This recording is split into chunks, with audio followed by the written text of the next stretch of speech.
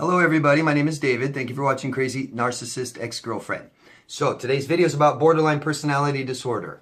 I made this video for a huge reason. Here's the biggest reason.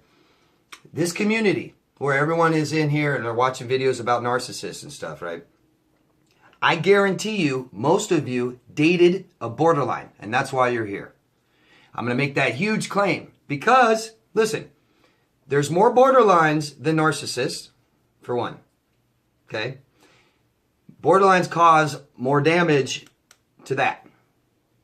So that means most of you in this community have dated a borderline and don't even know it. You think you dated a narcissist, but you dated a borderline. Or you think you dated a sociopath. That's very common. You think you dated a sociopath because they're so fucking crazy. You dated a borderline, okay? I'm going to go over all the things about borderline. One of the things I'm not going to get into is the DSM. I know that sounds crazy, huh? The DSM is a diagnostics manual for doctors to diagnose their patients. It can be very, very confusing, and I don't believe it's highly accurate. This is something that a board of doctors agreed on, so you know there's information left out. That's my opinion. When you start getting into the DSM-4, it's all politics anyways. So this is stuff that I have discovered, stuff that I have studied, things I have learned, helping clients over the years, helping people. This is all information I've gathered about borderline. And like I said, I'm leaving the DSM out. So this is just between you and me, you know. This is stuff to help you because it's good to know what your abuser is. To fully understand your abuser will help you understand what happened and help you get rid of things like guilt and shame and doubt, okay? So let's get into it. Now, I want you to know this is a cluster B disorder. So I said that maybe you're dating borderlines and not narcissists, and there's a big difference. But the cluster B, there's 10 disorders. In the cluster B, the disorders that are in there is all related. It's all family, okay? They all look the same. They all do the same amount of damage, the same kind of damage to people. So they're very, very similar, and it's very hard to distinguish one from another, okay? That's why you guys think you dated narcissists or sociopaths when you dated borderlines, okay? One major difference, and I'm going to say this right now, if you go to other channels in this community that are talking about narcissists and borderlines, they will tell you that they're the same. They are not. Okay? I'm making that very, very clear right now. They are not the same at all. They're so different. How they're made is different. Their thought patterns is different. Their behavior is different. But it looks similar. It looks very similar. And the reason is because they share so many traits, you guys. Borderline, histrionic, antisocial, and narcissism all share major amount of traits. There's just a few that separate each one. But when you get to know the behaviors, you can see a borderline a mile away. Trust me. The antisocial is impossible. They fool psychopaths and sociopaths, fool scientists and doctors every day. They don't know unless they tell you that they are one, okay?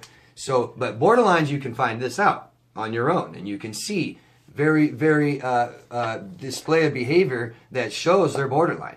You guys, this is an acting out disorder. The cluster B is known as wild.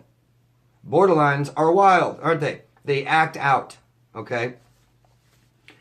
One major difference between NPD and BPD, that's narcissistic personality disorder and borderline personality disorder. I might just refer to it as BPD throughout this video. The major difference is one, and a lot of people don't like this, but borderlines have a degree of empathy. Borderlines have a degree of remorse, okay? So if you are watching videos on narcissists and you dated a borderline, you might sit there and go, well, God, you know, there was times where they really felt like they cared, where they really felt like they loved me. They really felt bad for the things they did and apologized. And that's not what they're saying in videos about narcissists, right? Because narcissists don't do that. Borderlines do.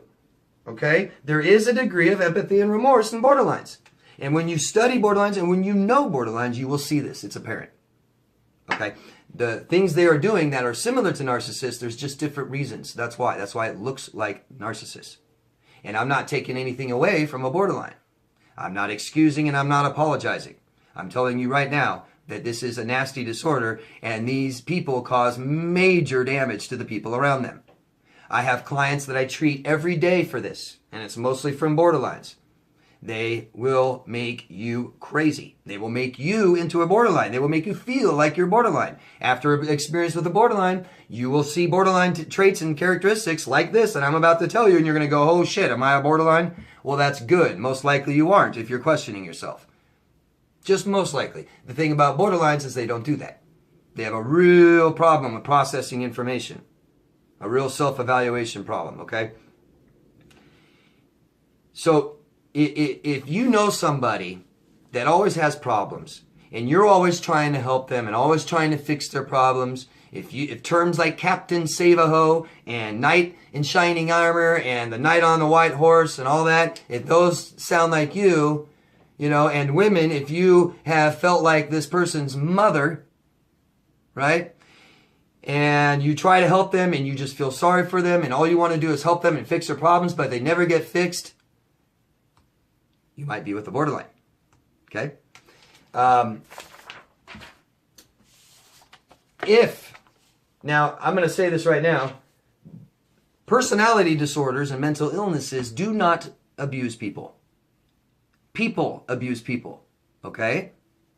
So, I don't want to hear shit. I don't care what you've been diagnosed with or what you haven't been diagnosed with. It doesn't matter to me. If you abuse people, that is wrong. If you abuse people, I will tell those people to leave you forever. If you don't like that, don't abuse people. It's a choice and you're conscious of it and you know it and I know it. I know this. Okay? People that understand your disorder understand that you don't have to abuse people. You choose to abuse people. Okay? This is your problem, not anybody else's. No one else is going to fix it but you. Okay? Don't put this shit on other people. Fix your damn problems. Stop abusing people. That's my message to borderlines. If you do not abuse people, good. You don't get a reward. You don't get a prize. Nothing. Nobody abuses people. That's the way it should be. Okay? So don't abuse people and people will not leave you. So, the most common misdiagnosis for borderline is bipolar and manic depression, okay? When you look at the diagnostics and you go down the list of what people are, many doctors stop right there at bipolar, manic depression. It's very commonly misdiagnosed. This misdiagnosis will keep people together in relationships. It will give you hope that you think that this person's going to be okay. But you cannot be in a relationship, okay, with an abusive BPD person. Once a borderline abuses you, once anyone abuses you, once there's abuse in that relationship, the relationship is over. There is no hope. I don't care what I don't care what that abuser does. I don't care if they get help. I don't care if they change, okay? I don't care if they took the moon out of the sky. I don't care what they did. If they abused you, you get the hell away from them. That relationship is over. There is no hope. Once a person has devalued you and has abused you, there is no hope. Trust me, there is no hope. Get away from them. Can you be in a relationship with a borderline? I've seen it happen because they're very conscious and healthier because they change, they fix themselves, and now they're healthy. They're very aware of their own problems. They don't put it on other people, and they can have successful relationships. Can you have a successful relationship with someone who has abused you? Absolutely not. Okay? Two major things with borderlines. Attention, abandonment. This is what rules them. They want attention, and they're afraid of you leaving them. These two things, once you understand that everything they do is about these two things, you will understand a borderline. Now, I'm just going to start reading off stuff about borderlines. These are things that make you, I hope that will just question things. Maybe something, maybe a little a light bulb will go on inside. Okay? So these are just characteristics of borderlines. Okay? Not every one of these, if you have this, it doesn't mean you're borderline. Okay? If you have it all, most likely you are. These are just things and traits and characteristics of borderline people. Okay? Two words I like to use. Stable, instability. They are so unstable that it's stable. The only thing stable is their instability. It's up and down, never okay, never good for very long. You fix one problem, they have another one, okay? Do not want to be alone. I know borderlines that can't even take a shower without you in there holding their hand, okay? They do not want to be alone, they do not want to be alone, they do not want to be alone. Paranoid. Very suspicious of others. They accuse everyone of everything. This person did this to me. This person did that to me, and you are plotting against me. What did you say? What do you have? What was that? What's in your phone? What? Who was that? Always suspicious. You're always going to leave them. You're always up to something. Never takes blame. See, there's a lot of similarities with narcissists, okay? Never takes blame. Never. It's always your fault, okay? Always, always, always your fault, your fault, your fault. Now, they will apologize, and there are fleeting moments of remorse. But, for the most part, it has to be everybody else's fault. They can clearly do something, and they will deny it. If you show them a film of it, they'll say, you made me do it. That's it. It will go on like that forever. They value and they devalue. You're so great, you're so bad. And it doesn't take months, it doesn't take weeks, it doesn't take days. They can do this in seconds. You are so amazing. You are such a piece of shit. In the same breath. Amazing. They value and devalue everything. Everything. Objects, restaurants, bars, doctors, everything. Everything. Value, devalue. Value, devalue. Everything. Splitting and black and white thinking. I'm not going to go fully into this because I have before. You can look it up. I have videos about this as well. Splitting and black and white thinking. Everything is all good. Everything is all bad. I used an example in a video before that, say a borderline has a favorite restaurant. And they really like going there during the day. So they had a bad experience or something they thought somebody did something bad at night. The night staff. So the entire night staff is bad. The entire day staff is good. Period. And if they have a bad experience at the day with the day staff, and it could be nothing. Day staff could look at them and not smile. That's it. Day staff is all bad. Now I'm going to night staff because now I realize that the night staff is all good. They cannot look at a restaurant and say, they got some good staff, they got some bad staff. Their meals are kind of hit and miss, but for the most part, pretty good. Prices, some are too expensive, but some's very affordable. No. Which one is it? All bad, all good. They'll let you know. And they'll change their mind all the time. Self-mutilation, cutting, suicide, eating disorders, self-sabotage. These are things that they do. Okay? Now, I am not even going to say that they all do this. So a very common trait is this cutting that they do. It's like a self-soothing of how they feel. But do all borderlines cut? Absolutely not. Absolutely not. The last 10 clients I've had that have talked about their borderlines never cut, never did anything like that, okay? But when you have someone cutting themselves, red light should go on, a little light, possibly BPD. These are eating disorders, drug addictions, alcoholism. I know somebody who knows a very, very, very good psychiatrist who says every drug addict is a borderline. If you know drug addicts, especially drug addicts that are into, hardcore drugs, if you know any of them, they act weird, don't they? They are acting like borderline. Okay? Always has problems. Borderlines always have problems. They will never say everything's great. Oh yeah, everything's great, everybody's great, blah, blah, blah. Or they're lying and they're a quiet borderline, and I'll get to that later. Non-conventional thinking. Magical thinking. Okay? They will tell you something that sounds so crazy, but the more you listen to them, you're like, yeah, well, yeah, okay, yeah, I can see that. Yeah, sure, that makes sense. And then later you're like, how the fuck did I tell them that makes sense? They have the craziest unconventional thinking, unconventional ways to fix stuff. It's just amazing how these people sometimes, how they survive. Okay, I could go on and on about borderlines and some of the crazy stuff they did. Whether it's move over here, move over there, move out in the middle of the desert, go live in the woods by yourself. Just crazy and not plan, not do anything about that, just screw yourself royally until everyone comes and saves you. Always unsure in relationships. They're always unsure. They never really know what's going on in a relationship. They may not let you know that, but inside, they all think that. They don't know. What's going on? Where are we? What are we? Are you going to leave me? Common thing they'll ask to check on you is, are you mad at me? Are you mad? You know, because it's not, mad is action. Mad equals action. If I'm mad at you, I'm going to take action. And that's what they're afraid of. They don't want you to leave them. They may not show this, guys. Don't sit there and say, well, I never sat there and always told me I'm afraid of you leaving me. Look at their behavior, okay? But some borderlines constantly tell you how they feel, and their intense emotions are always so high. Some keep them down until they explode, okay? They exacerbate all help from everybody. All sources of help, they run dry, okay? And they get these people, you know, you guys out there that call yourself, you know, helping others all the time and all this. Yeah, they love people like you. If you're like that, you probably dated a borderline. That's what they need. They will test you by hitting you.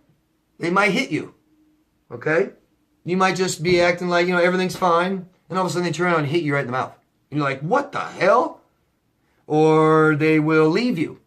They will create little scenarios where you're standing next to them in public. And you turn around and they're gone. And you look and they're 100 feet away, moving. And you run and you run and you catch up to them and you're like, what the hell are you doing? You're leaving. They're like, no. They're testing you. Okay? They want to see if you leave them. They want to see how you react if they leave. Okay? Abandonment. That's all I care about. And attention. They have no identity of self. This is a horrible thing, guys. Imagine not having an identity. Imagine not knowing who you are. Imagine not feeling like somebody. They will often say things like, I feel empty. Okay?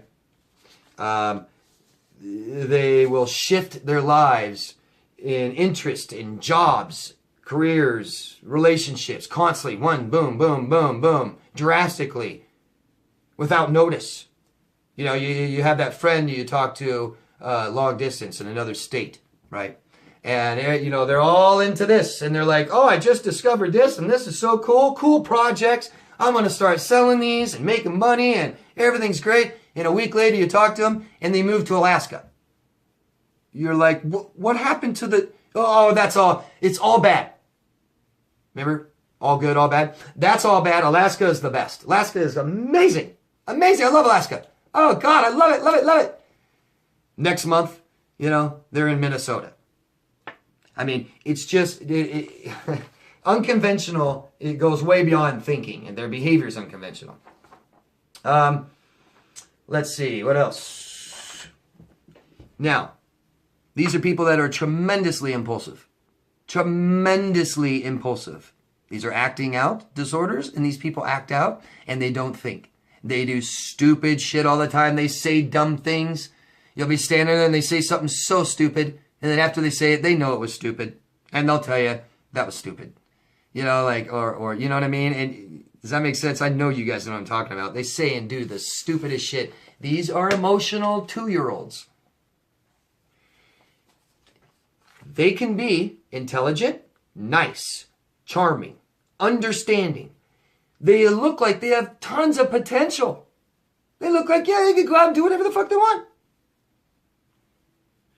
They have there is no relationship or correlation between identity and consciousness. So they can sit and they can talk to you about the problem, right? They can understand that there's a problem, but they will not implement solution. Never. You will help them forever, and they will never fix that problem. Because you cannot fix people's problems for them, can you? You cannot do it. You cannot fix people's problems for them. Who fixes your problems? You. So what happened, right? This is an emotional 2-year-old child, and this is a developmental disorder, okay? Now, there's been lots of studies on personality disorders, and they're finding out that some of these are genetic. There might be a genetic link, There's still more to be found out. But what we know now is that this is developmental. And the crucial years is between 2 and 4. Between 2 and 4 years are just so crucial for development with a child. Okay? They're born from trauma. They are born from trauma. If these things aren't fixed by the age of 7, they won't be. If you have not developed what you need to develop by the age of 7, you will not. Okay? Some doctors refer to borderline as the female version of sociopathy. They're very similar. Very, very similar. It's very similar to schizophrenia. With the magical thinking, the paranoia, the mumbling under your breath. Just what? And they actually said something to you. Okay? They're not crazy, you guys. They're not crazy. This is a personality disorder, and what that means is this is who they are. They don't have borderline. They are borderline. This is who they are. I'm telling you who they are. I'm telling you who your loved ones are. Okay? They will even slip into psychosis. And what that means is hallucinations and delusions. They will hallucinate when they're very upset. They will tell you delusional things. This is the one for sure disorder where they slip into psychosis. What this is a cognitive deficit. Cognition, your understanding of reality, what you believe reality to be. This is a deficit for them. There's 2 major factors of borderline personality disorder. Deficient cognitive functioning and suicide. Okay? There are 2 major problems. Problems integrating information and logical reasoning, and strategizing and implementing solutions. These are very, very important. I'll read them again. Problems integrating information and logical reasoning. Strategizing and implementing solutions. Planning, plotting, saying this is what I need to do to fix the problem, and then go out and do it. They will not. They have problems taking in information. It's like they have a filter and they just select things that you tell them and get rid of the rest. Okay? Very, very important to what a borderline is. Another thing they have is object constancy. Object constancy. What that is if you're not right here all the time telling me what I want, what I need, then I don't know. Kind of like out of sight, out of mind. Basically, that borderline where you go, say you're with a borderline and you have to go out of town, or maybe it's long distance. There's times and periods you don't talk or see each other. They will believe in that time, since you aren't there and you aren't there telling them you love them, by the end of that time, you don't love them. They believe you don't love them. They're suspicious. They think you don't love them. They will actually even abandon you. This looks like narcissism. I understand that, guys. Here's a major difference between NPD and BPD. A narcissist will, when the relationship ends, how they leave you. If they end the relationship, this is what it looks like. It looks the same, doesn't it? A narcissist will objectify you, they will devalue you, and they will discard you like a piece of garbage. And that's all you are to them. You are nothing to them. You mean nothing to them. And they throw you away and they leave, and they do it in a manner to hurt you. They need attention, but they want to hurt people. They're sadistic. They want to hurt people and know that they did it. They like it. They enjoy it. Borderline, when they leave you, when they end the relationship, okay? Major difference here. And it looks just the same and it feels the same. When a borderline leaves you, listen, they're so afraid of abandonment, okay, that they replay their childhood. We do this. We all do this. We replay our childhood until we confront our issues, our childhood issues. We do it subconsciously. We enter relationships that have dynamics similar to our childhood. Borderlines will basically, they're so afraid of you abandoning them that they abandon you. Okay? What they're doing is they're replaying this over and over again in their life, in their adult life. and their fear of abandonment. So they'll be with somebody, they get emotionally invested with you, don't they? They try desperately to attach. They try desperately to get you to attach to them, don't they? That's all the love bombing. That's all the phone calls. You're so great. You're so this. You're so that. The 30 text messages while you're at work. They want you to constantly think about them, guys. Facebook, social media, has been designed by the same people that designed casinos in Las Vegas. They want you to be addicted to it. Facebook gets you to check them all the time. It's broken concentration. If you break someone's concentration and have you think about them throughout your day, they start literally thinking about you all the time, okay? This is what borderlines do. They get emotionally invested in your relationship, right? And then they abandon themselves. They are abandoning a part of themselves. So that fear they have comes from their childhood abandonment, and they relive it all the time in their adult life. They keep abandoning themselves. They abandon things that they're emotionally invested in. That's why they abandon you. And that's why it looks like a discard. And it feels exactly the same. It's horrible. And you think these people don't have a drop of remorse or a drop of empathy or they ever loved you. Now you think it's all a lie. It's all a lie. It is. But they are narcissists. Okay, guys? Big difference. There's also quiet and loud borderlines, and I'm not going to get fully into that. It's similar to like covert and overt, but it's not. It's a covert and overt narcissist is more about behavior, where a quiet and loud borderline is most about how they feel and their thinking. So they internalize emotions and feelings because this is about emotional dysregulation. Borderlines have no emotional regulation. So if it's kind of good, then it's really good. If it's kind of bad, it's really bad. They fly off the handle. These are the children. These are the adults that act like children when they're happy and excited sometimes. Oh my God, so good. Yeah, yeah. Act like a little kid and shit. That's called split. Not splitting. Split. Split self. Where they regress and go back to maybe a different time or an age in their life. They might act like a child, but they're acting like themselves. So it's not multiple personalities. And it can look like that, you guys. Some of you guys think that your ex has multiple personalities. They're just borderline. They split. They split themselves. They're just regressing at different times and ages in their own life. They're still themselves. Crazy. So there's a quiet and a loud, and the quiet will appear like a covert narcissist. So if you guys think you dated a covert narcissist, but they have a little empathy and remorse, they're probably a borderline. If you dated somebody that would rage, crazy rage, the biggest, worst rage is from borderlines. Narcissists can rage, sociopaths and psychopaths, but the worst is borderline. They slip into psychosis. They will fucking kill you and not even remember. They are crazy. They went crazy. Okay? This is important to know, guys. ADHD, attention deficit hyperactive disorder, is related to borderline. That doesn't mean you have it if you're ADHD, but if you had ADHD as a child, you're 5 times more likely to be borderline as an adult. I just want you to know that. And I want you to understand, if you know anything about attention deficit, then you will know more about borderline. These people have to have attention, just like attention deficit.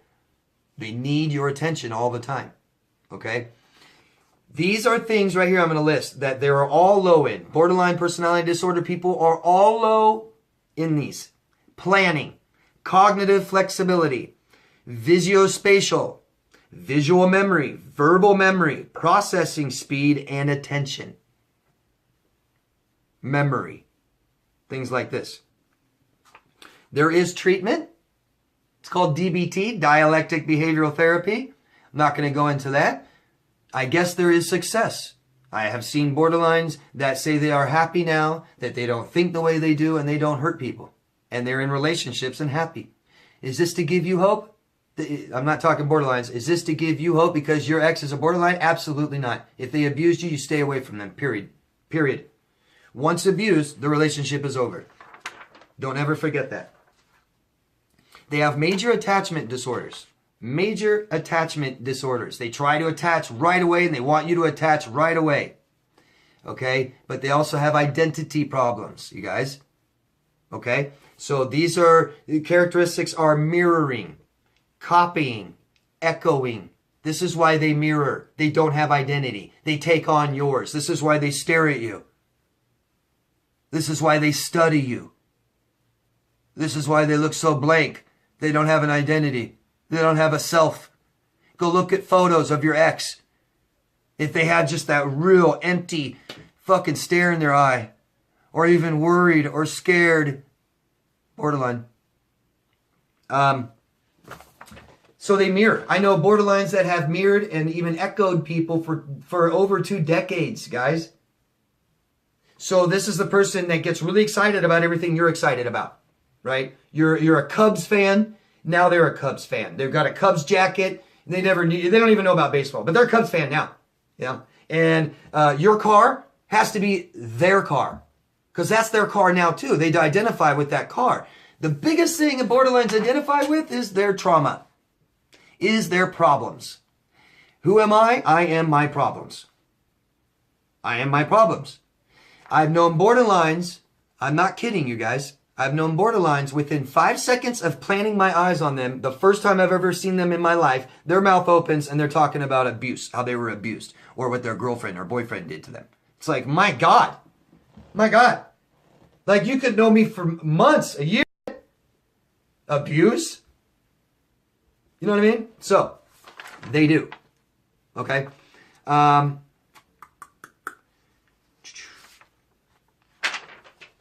closing. This is it. This is a quote I came up with that I think really explains them. If you don't need me, you will leave me. So they have to get you to need them, and they get you so involved in their problems. Here's a great quote by Ralph H. Bloom. When something within us is disowned, that which is disowned wreaks havoc. If you don't own your problems and you don't take responsibility for the things you've done and the things you can change, you will never change them. They will stay in your life and wreak havoc forever. And that's a borderline. Their problems stay in their lives forever because they do not own them.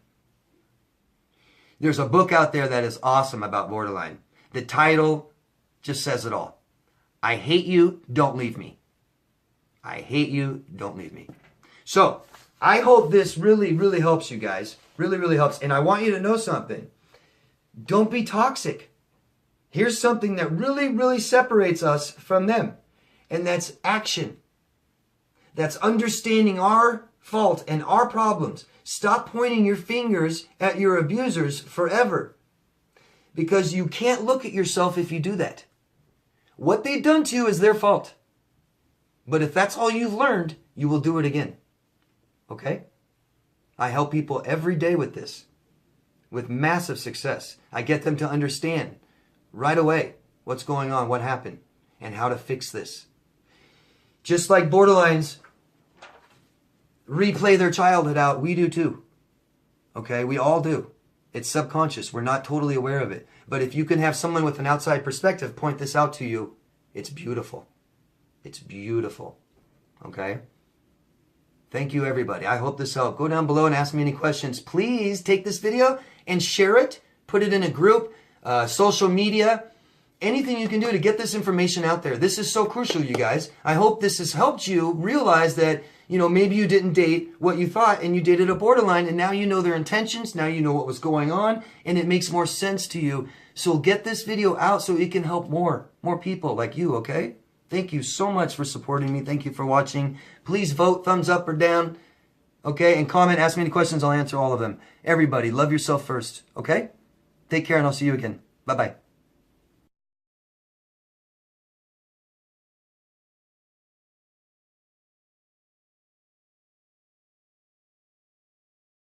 Danny Dog Productions.